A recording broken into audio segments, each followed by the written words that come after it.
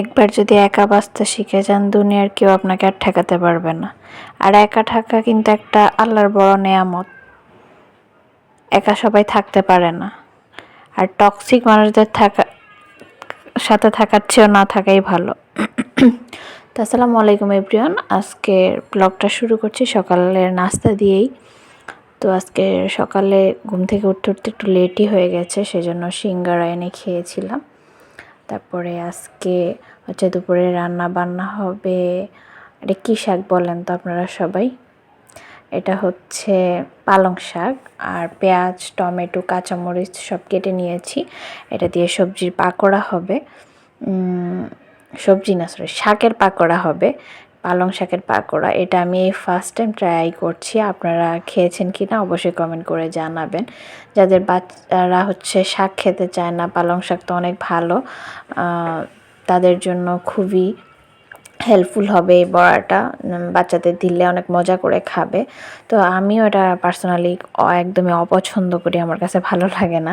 আপনাদের ভাইয়া পালং শাকটা খুবই পছন্দ করে, সেই জন্য তার জন্যই বানানো। এখনও খেতে খেতে এখন মোটামুটি ভালোই লাগে, খারাপ লাগে না। তো হচ্ছে আমার আজকে আর রেডি পালং শাকের পাকোড়া। যাই হোক, এটা একটা আনকমন। পালং শাকের পাকোড়া কয়জন করে আমি জানি না। আমি চিন্তা করলাম যে একটু ইউনিক করে করি। তো আর কে কোথা থেকে আমার ভিডিওটি দেখছেন অবশ্যই কমেন্ট করে জানাবেন। কে কোন জেলা থেকে আমার ভিডিওটি দেখছেন সেটাও জানাবেন। আর আমার ভিডিওগুলো আপনাদের কেমন লাগে সেটাও জানাবেন। আর বেশি বেশি করে কিন্তু সবাই লাইক, কমেন্ট, শেয়ার করে দিবেন।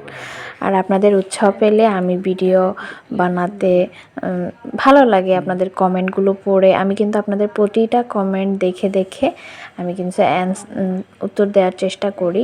আর আমি একে একে হচ্ছে তেলের মধ্যে হচ্ছে দিয়ে দিব। আর আমার তেলটা হচ্ছে একদমই গরম হয়নি। গরম না হয়ে আমি হচ্ছে তেলে পাকোড়া দিয়ে দিয়েছি। তো আমার কিন্তু এই কড়াইটা কিন্তু একদমই নোংরা না, আপনারা নোংরা মনে করবেন না। এরকম জাতীয় কড়াই মনে হয় সবার ঘরে ঘরে একটা আছে। এই কড়াইটা যত পরিষ্কার করি, যত মাজি, এটা পরিষ্কার হয় না, কালো দাগগুলো উঠে না কেন জানি, আমি জানি না, মানে কেমন জানি। যত ইউটিউবে যত ভিডিও দেখি তারপরও কেন জানি মানে পরিষ্কার করতে পারি না। ইউটিউবে তো দেখায় একদম ঝকঝকে পকপকে হয়ে যায়, আসলে তা না, মানে হাতের 12টা বেজে যায় তাও পরিষ্কার হয় না। যাই হোক, এরকম কড়াই সবার ঘরেই আছে, দস্তার কড়াইগুলো এমন হয়ে যায়, এই আর কি। আর এই যে আমার পাকোড়াগুলো আমি আস্তে আস্তে উল্টিয়ে দিচ্ছি। আর দুপুরের রান্না বান্না কিন্তু আমার আরও আছে, কালকে রাতের অলরেডি রান্না করা আছে। আর আপনাদের এই শীতে কার কার হচ্ছে গ্যাসে সমস্যা করে অবশ্যই একটু কমেন্ট করে জানাবেন। এত বেশি প্রবলেম করে গ্যাসে বলার বাহিরে, মানে চলে যায় না, একটু একটু থাকে, এরকম অবস্থায় ওই অল্প অল্পতে রান্না করা যায় না। আর এটা হচ্ছে সবজি, সিম, আলু, কপি একসাথে হচ্ছে মিক্সড সবজি করতেছি। আর রাতের হচ্ছে মুরগি রান্না ছিল, ডাল রান্না ছিল, সেগুলা হচ্ছে গতকাল রাতে রান্না করে রেখেছি। আর আপনাদের ভাইয়া ইদানিং দেখি একটু সবজি খেতে পছন্দ করে, সে কিন্তু শীতকালীন সবজিগুলো খুবই পছন্দ করে, তো সেই জন্য তার জন্য বেশি বেশি করে সবজি রান্না করি। এই তো। আর আমার মতো কারা এরকম মিক্সড সবজি রান্না করেন অবশ্যই কমেন্ট করে জানাবেন। আর আপনারা যদি রেসিপিটি চান এই মিক্সড সবজির, অবশ্যই আমি দিব, কমেন্ট করে জানাবেন। তো আমরা হচ্ছে দুপুরের খাওয়া দাওয়াটা শেষ করে নিব, যেহেতু আজকে হলিডে ছিল আপনাদের ভাইয়ার।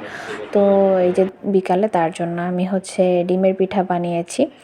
আর এই যে আমার ময়না পাখি চলে এসেছে আমার সাথে দেখা করতে। আর বাচ্চাদের সাথে সময় কাটাতে তো আমার খুব বেশি ভালো লাগে, সে আমার সাথে সময় কাটাতে খুব বেশি এনজয় করে। আর এই যে আমার খালা চলে যাচ্ছে সবাইকে টাটা দিয়ে। আর হচ্ছে সে আমার চুলগুলো এলোমেলো